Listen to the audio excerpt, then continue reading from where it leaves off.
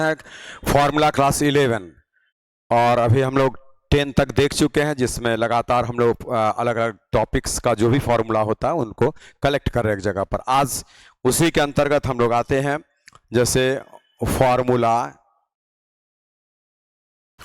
Class 11, और आज इसमें हम लोग लेंगे based on profit and loss. Means लाभ और हानि पर आधारित जो भी फॉर्मूला बनता है, मीनिंग जो क्वेश्चन आपसे पूछे जाते हैं वो क्वेश्चन इजीली कैसे बना पाएगा, उन सारे बातों का इसमें हम लोग चर्चा कर लेंगे।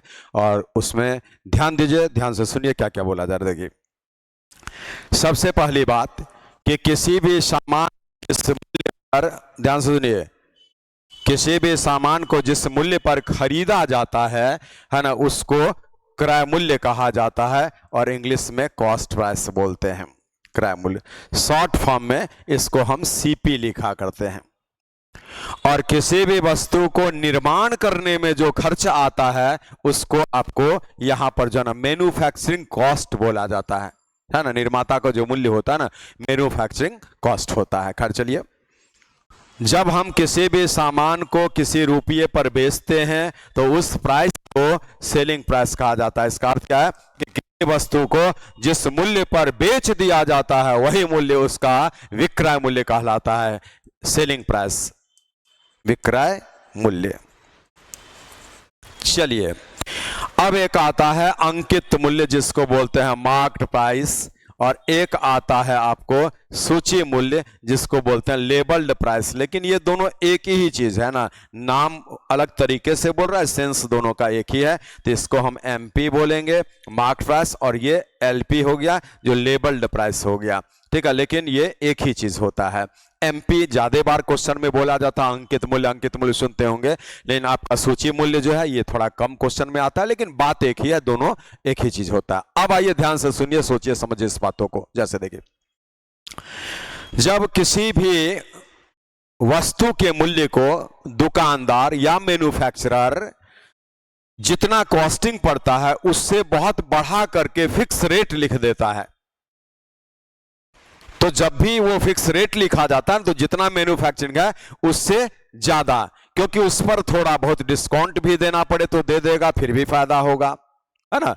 इसलिए क्या है कि अंकित मूल्य वह मूल्य होता है जो दुकानदार या मैन्युफैक्चरर, है ना, उस समाज में रहने वाले लोगों के पेइंग कैपेसिटी, उस सामान के उपलब्धता, है ना, कि वो कितना पीसेस बना हुआ है, कितना स्कार्सिटी है या उसका बंच अवेलेबल है, ऐसा है ना, तो उसके उपलब्धता के अनुसार जो है उस चीज को वहां पर निर्धारित करता है। जैसे देखिए, बोले कभी कोई सब्जी वाले को सोचिए, तो सब्जी क्या होता है ना कि शाम के समय में, जैसे अब 8-9 रात बज गया है, कोई लोकल वेंडर होता है छोटे लेवल का, तो सब्जी अपने बगीचा से लाता है, घर में जो उसका थोड़ा बहुत बागवानी किया हुआ है उसी से, तो वो क्या करता है ना कि अंत में, जैसे अगर 20 रुपये पर केजी कोई चीज बेच रहा था स्टार्टिंग 4 बजे शाम से सपोज, तो जब 8-9 बजने लगता है ना तो बोलता है कि जैसे उसका 2-3 केजी बचा हुआ, लेकिन फिर भी क्या घर अब जल्दी जाना है ना, कस्टमर अब नहीं रहेगा, कल फिर फ्रेश माल लाना है, तो बोलता है ना कि 20 रुपया में पूरा ही ले लीजिए, जबकि वो 2-3 केजी है। अर्थ क्या निकला कि शुरू में उसका एमपी, है ना, बढ़ा कर रखे हुए था, है ना, 20 रुपया पर केजी, उसमें भी फायदा था। अब अंत में क्या हो ना कि उसको हटाना था, तो वो जैसे तैसे भी उसको हटा दिया। मीनिंग है किसी भी मूल्य को दुकानदार बढ़ा कर रख देता है, उसी मूल्य को हम अंकित मूल्य कहते हैं। यहां पर हिंदी में लिख देते हैं अंकित मूल्य। लेकिन अंकित मूल्य जो है ना टाइम टू टाइम चेंज भी होता है, ये सूची मूल्य कहलाता है, सूची मूल्य। क्योंकि अगर किसी चीज का जरूरत बहुत ज्यादा है तो उसका अंकित मूल्य या उसी मूल्य पर जब बेचा जाएगा उसको, तो वो बहुत ज्यादा होता है। जैसे देख रहे हैं, आपको इस बीच में जो है ना कोविड पीरियड में रेमडेसिविर इंजेक्शन का नाम सुने होंगे, तो रेमडेसिविर का ब्लैकमेलिंग बहुत ज्यादा हुआ, क्योंकि उस वक्त में उसका डिमांड बहुत ज्यादा था, लोगों की मजबूरी थी कि वो इंजेक्शन लेना था, इसलिए क्या है कि मुहमांगा कीमत जो है वो रखा जो भी दवा वाला था, और पब्लिक उसको पे भी किया। ऐसा इसी को बोलते हैं कि समय के अनुसार, है ना, उस चीज के उपलब्धता, उस चीज की कमी, उस चीज की अधिकता, उन सभी चीजों के अनुसार वो चीज आपका बढ़ा करके अंकित किया जाता है। बोले पेइंग कैपेसिटी भी एक शब्द बोला गया, क्योंकि बोलिए किसी जगह पर आप किसी सामान का कीमत जरूरत से बहुत ज्यादा रख देना चाहते हैं, लेकिन वहां पर पेइंग कैपेसिटी आदमी का इनकम उस लेवल का नहीं है, तो वो नहीं बिकेगा आपका। इसी चीज को हम लोग बोलते हैं अंकित मूल्य। और चलिए, ये तो टर्म्स हो गया, इसका ध्यान दीजिए। एक शब्द आता है डिस्काउंट, छूट। ये तो बोले जब भी कोई दुकानदार 100 रुपया यहां पर लिख दिया है, लेकिन बोलता है कि हम इसको 20 रुपीज डिस्काउंट देकर बेचते हैं, तो ये एसपी 100 में 20 घटाकर जो 80 आ गया, तो यही 20 जो है ना, इसी को हम डिस्काउंट बोलते हैं। लेकिन बोले 100 लिखा था, 20 छोड़ा और फिर भी 80 में बिका, तो यहां बिका, तो बोले दुकानदार है, व्यापारी है, बिजनेसमैन है, प्रॉफिट इसमें भी होगा ना। 80 में बिका तो यहां भी लाभ वो लिया होगा, ऐसा। इसका अर्थ क्या है कि जब भी कोई दुकानदार किसी कस्टमर को डिस्काउंट देने का इच्छा जताया, छूट देने का इच्छा जताया, तो आप समझ जाइए कि वस्तु के मूल्य को काफी बढ़ा कर रखा है, और इस बढ़े हुए मूल्य पर आपको डिस्काउंट देगा। घटे हुए जो सीपी होता है, मैन्युफैक्चरिंग कॉस्ट होता है, उस मूल्य पर किसी भी दुकानदार का हिम्मत नहीं है कि वो आपको डिस्काउंट दे दे।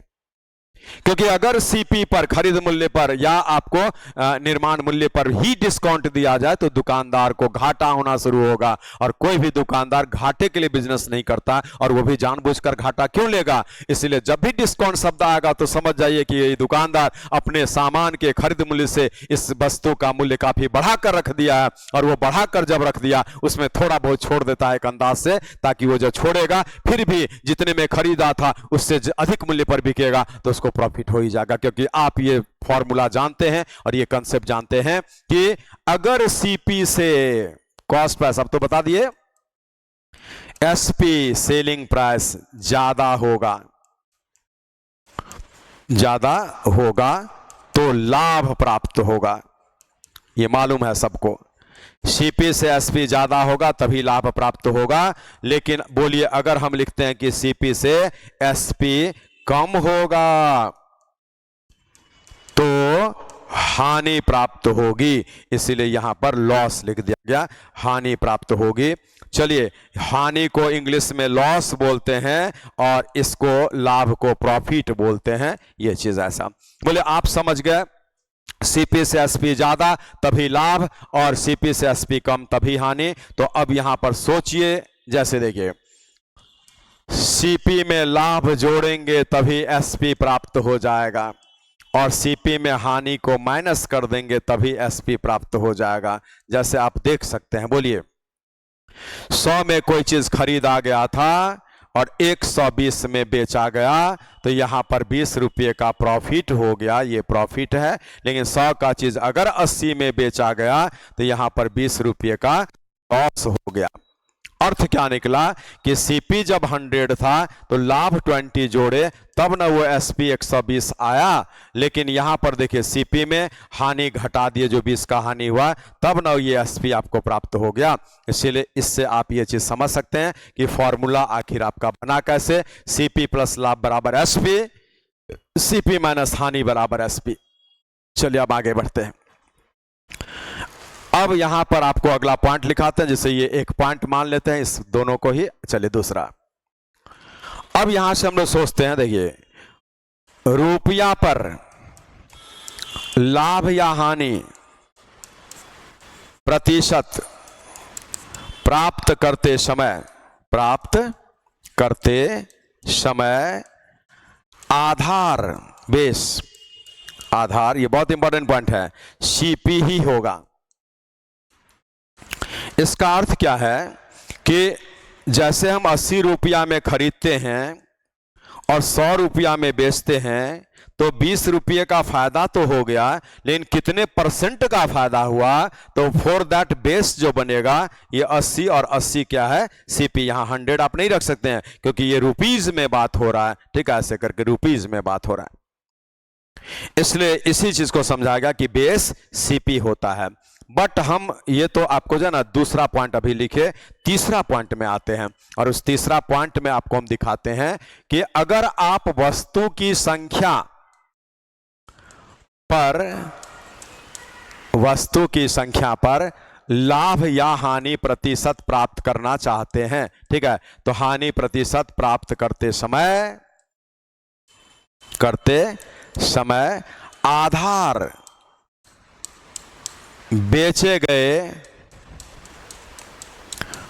वस्तुओं की संख्या को बनाया जाता है, संख्या को बनाया जाता है। अब यहां समझिए, जब क्वेश्चन ऐसा बोलेगा कि 15 वस्तुओं को बेचने पर 15 का ऐसे लिखिए, 15 वस्तुओं का क्रय मूल्य 12 वस्तुओं के विक्रय मूल्य के बराबर है। बोले पूरे प्रश्न में कहीं रुपया नहीं है, और क्वेश्चन बहुत इंपॉर्टेंट है ये। 15 वस्तुओं का क्रय मूल्य 12 वस्तुओं के विक्रय मूल्य के बराबर है, तो यहां लाभ प्रतिशत जो निकलेगा 15 माइनस 12 तो होगा ही, और बट्टा में बेचे गए वस्तुओं की संख्या, यहां पर देखिए ये 12 और गुणा में 100, इसी को हम समझा रहे थे कि आधार में बेचे गए वस्तुओं की संख्या को रखा जाता है।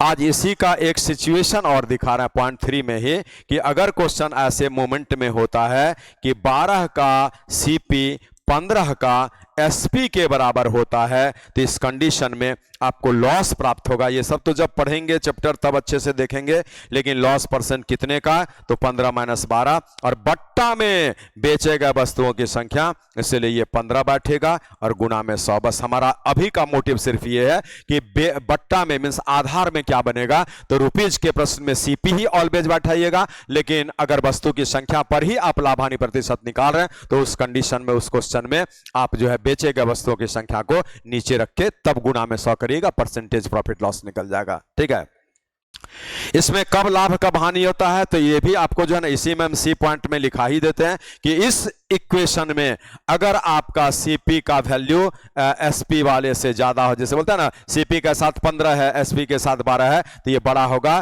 तो आपको लाभ होगा। और अगर इसी क्वेश्चन में जैसे यहां देख रहे हैं सीपी के साथ लगा मान एसपी के साथ लगे मान से कम है, तो यहां पर आपको हानि होगी। तो ये भी दिमाग में आप रख लीजिए, ऐसे तो जब पढ़ेंगे है ना सारा पॉइंट पर क्वेश्चन आता है, जितना भी डिस्कशंस कर रहे हैं उन सारे पे एक एक पर जो है ना बहुत सारा क्वेश्चंस आता है पूरे चैप्टर को जब अच्छे से पढ़ते हैं। और हमारा काम है अभी फॉर्मूला दे देना, और फिर हमसे जो भी छात्र जुड़े हुए हैं डायरेक्टली कैसे, तो पटना के नया टोला इलाका में झा क्लासेस में ऑफलाइन के बैच में, या कैरियर एजुकेशन ऐप के ऑनलाइन बैच में पूरे भारत के किसी भी कोने से, और अगर आप हमारे झा क्लास पटना के यूट्यूब चैनल पर जुड़े हैं तो भी, तो ये सारा चीज आप जो है अच्छे से पढ़ते हैं। चलिए अब हम पॉइंट 3 पर हो चुका, तो यहां चौथा पॉइंट लिखते हैं। इसमें क्या है कि जब भी कोई दुकानदार छूट देता है तो इसका अर्थ है कि वह प्रश्न अंकित मूल्य पर आधारित होता है ना। जिस प्रश्न में छूट शब्द लगा हो, है ना, छूट शब्द हो, वह प्रश्न अंकित मूल्य पर आधारित होता है। मीनिंग उसमें अंकित मूल्य रहेगा ही, अंकित मूल्य के बिना है ना डिस्काउंट नहीं दिया जा सकता है, इसलिए अंकित मूल्य पर आधारित होता है, अंकित मूल्य पर आधारित होता है।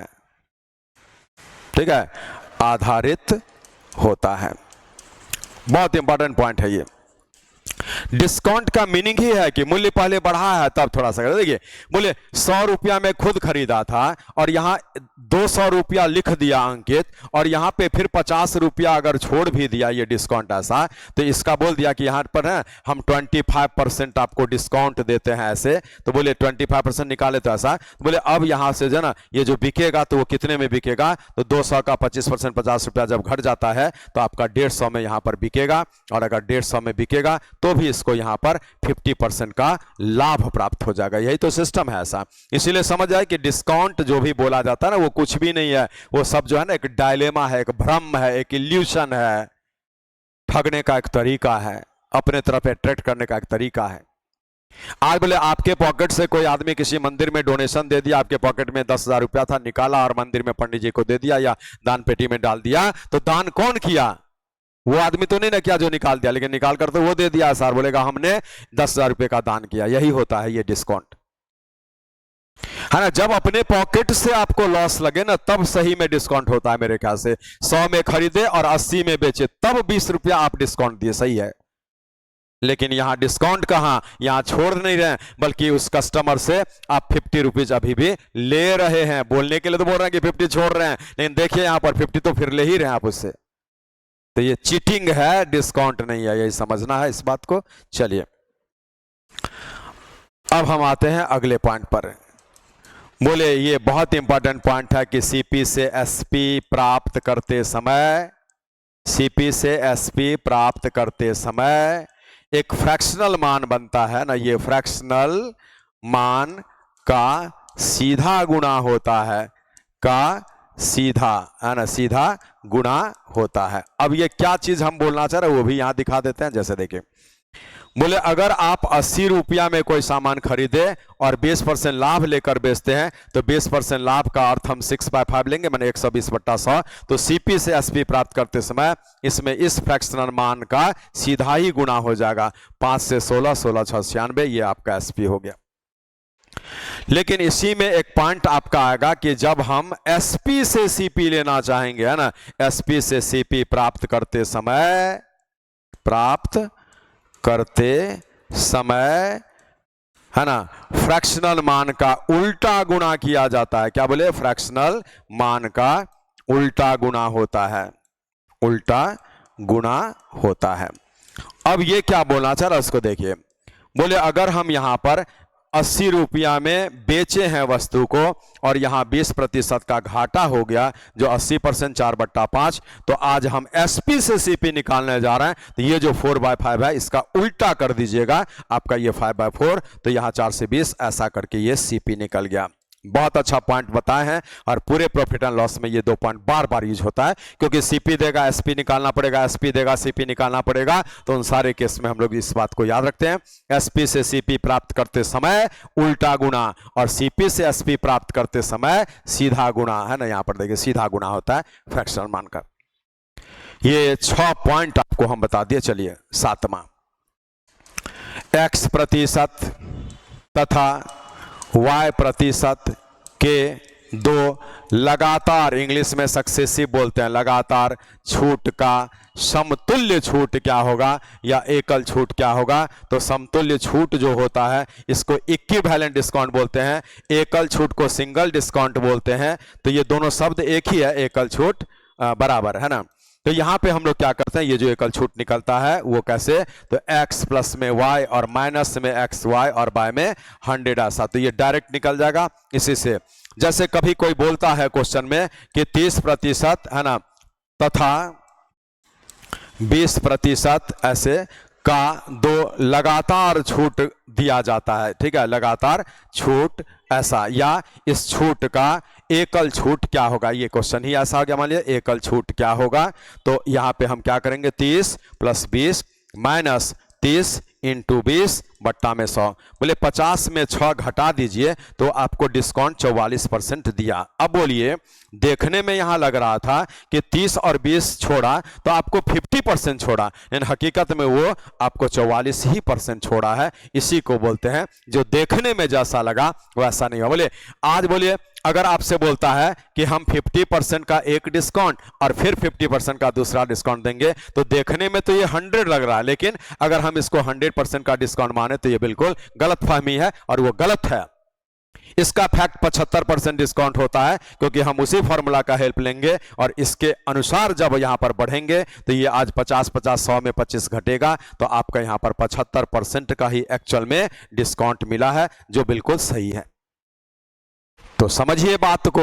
और ऐसा ही 2 के जगह पर 3 डिस्काउंट भी देता है, 4 भी दिया जा सकता है। बोले जब 3 डिस्काउंट देगा तो हम 2 को एक साथ मर्ज कर लेंगे और फिर एक बार यही स्टेप रिपीट कर लेंगे अगले मान से, तो हमारा आंसर आ जाएगा। लेकिन 3 जब दिया जाता है तो क्वेश्चन टेकल करते समय हम एक सिंगल लाइन में फ्रैक्शन को गुणा करते करते लगातार कंटिन्यूअसली बढ़ेंगे, डायरेक्ट पता चल जाता है। वो चीज इसी में हम आपको दिखा देते। देखिए, बोले 30% छोड़ा तो 70% लिया, 20% छोड़ा तो 80% लिया, इसको हम गुणा कर दिए तो 50 दूना 100 7 ये 56, मीनिंग आप 56% पे किए, तो 56% पे किए तो 100 में घटा दीजिए 44% का आपको डिस्काउंट मिल गया। मीनिंग जब ये 3 डिस्काउंट होता है ना तो उसको हम लोग इस तरीके से फ्रैक्शन में ले लेते हैं, एक लाइन में बन जाता है। सारा प्रॉफिट एंड लॉस पढ़ते हैं तो उसमें क्वेश्चन लाते हैं इस तरह का, और बहुत इंपॉर्टेंट सिचुएशन है, आप अच्छे से पढ़ेंगे। हमारा सहयोग है, आप सारे छात्रों को एक बार बता दें विश्वास के लिए कि झा क्लासेस पटना से 10,000 प्लस छात्र सरकारी नौकरी में है,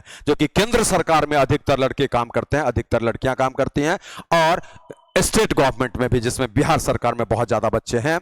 इस प्रकार से आप भी मेहनत करेंगे तो उसी 10,000 प्लस में और प्लस करेंगे, और आपको इस परिवार का एक मेंबर हम बनाएंगे। यही हमारा प्रयास है, और इसीलिए आप सभी छात्रों के लिए हम लगातार अपना प्रयास करते हैं। और हमारे YouTube पर 500 से अधिक वीडियोज हो चुका है, और आगे ये वीडियोज बढ़ता चला जाएगा। आपसे बार बार हम केवल सहयोग की अपेक्षा चाहते हैं, मीन्स आपका कॉपरेशन मिलना चाहिए हमें, और आपका कॉपरेशन सिर्फ ये है कि हमारे Jha classes Patna YouTube channel का प्रमोशन आप करिए। प्रमोशन का अर्थ होता है कि आप जब उसको शेयर करेंगे, अपने दोस्तों के बीच बांटेंगे, तो ज्यादा से ज्यादा बच्चे जो है Jha classes Patna YouTube channel को समझ पाएंगे और उससे बहुत चीज सीख पाएंगे। और इसीलिए कोई भी इंसान जब आगे बढ़ता है तो उसके पीछे जो है ना डायरेक्टली और इनडायरेक्टली बहुत सारे लोगों का सहयोग होता है, और वही सहयोग आपसे हम बार बार मांगते हैं। और ये सहयोग करिए, हम आपको जो अच्छा पढ़ाई देते हुए आपको मंजिल तक पहुंचाने का दावा करते हैं, वचन देते हैं। आप आराम से ऑफिसर बनकर काम करिएगा, हम क्लरिकल का बात भी नहीं करते हैं।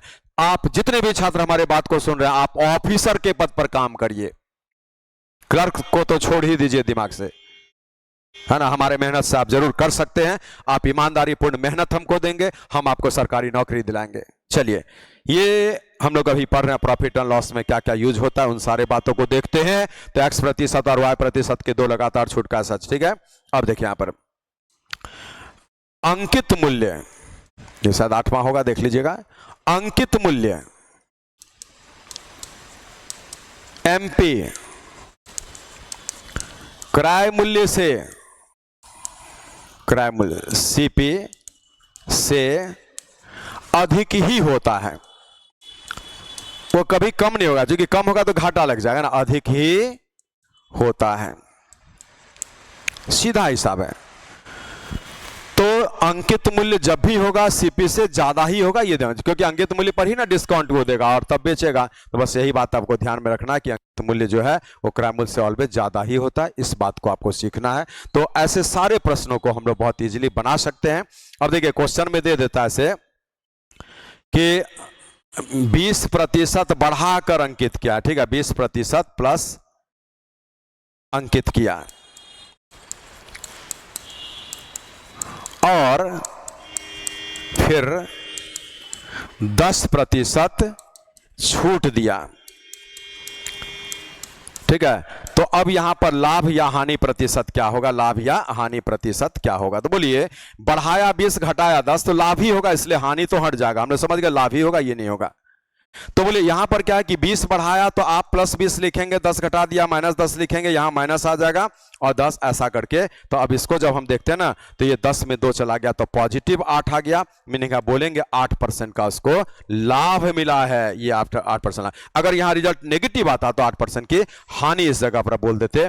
तो इसी तरीके से हम लोग जो ना आराम से ऐसे सारे क्वेश्चन को बना लेते हैं, और इसमें जो है फिर हम लोग आगे बढ़ेंगे तो परसेंटेज में ये सब मेनली बात आ जाता है। और परसेंटेज में मेनली क्या आता है कि बहुत तरह का सिचुएशन आता है, मूल्य वृद्धि, खपत, ये सब है ना, तो वो हम परसेंटेज में लेकर चलेंगे। जैसे एक सिचुएशन केवल दिखाते हैं कि मूल्य है, खपत है, इसके बाद परसेंटेज ही ले लेंगे, ठीक है, और बराबर में खर्च है ऐसा। और जैसे आयत की लंबाई है, आयत की चौड़ाई है, और यहाँ पर आपका क्षेत्रफल है, उस कंडीशन में भी जो है ना यहाँ पर ऐसे जब हम बढ़ते हैं तो इस जगह पर वो सभी बात आपको लागू रहेगा कि अगर मूल्य को आप x% बढ़ाते हैं और खपत भी y% बढ़ा दें, तो यहाँ पर खर्च जो है x + y, और प्लस में x, y और y में 100% बढ़ता है। परसेंटेज के चैप्टर में इसका बार बार यूज होता है, और ये यहाँ भी लग जाएगा। लेकिन अब हम उसी फॉर्मूला में x% बढ़ा दिए, y% घटा दिए ऐसे, तो इस जगह पर, ठीक है, इस जगह पर रिजल्ट में क्या परिवर्तन आएगा यहाँ पर, तो यहाँ पर लिखना पड़ेगा इस जगह पर ऐसे, x बढ़ा और y घटा, फिर यहां पर माइनस x इंटू वाई और बटा 100। फॉर्मूला यही है ऐसा। और इसमें आपको बोलना पड़ेगा कि अगर पॉजिटिव रिजल्ट आता है, रिजल्ट पॉजिटिव आएगा तो वृद्धि बोलिएगा, और रिजल्ट अगर नेगेटिव आता है तो आप इसको कमी बोलेंगे। तो चलिए हम लोग यहां पर प्रॉफिट एंड लॉस का एक ग्लिम्स देखे हैं, और जब फिर उसमें क्वेश्चन आएगा तब तो क्वेश्चन पढ़ेंगे ही। फिर परसेंटेज का भी हम बहुत सारा परसेंटेज इंपॉर्टेंट जो भी वैल्यूज होता है वो लिखाएंगे, और परसेंटेज का भी जो इंपॉर्टेंट फॉर्मूला था वो लिखाएंगे। फिर आगे मिलेंगे अगले टॉपिक को लेकर के। Thank you.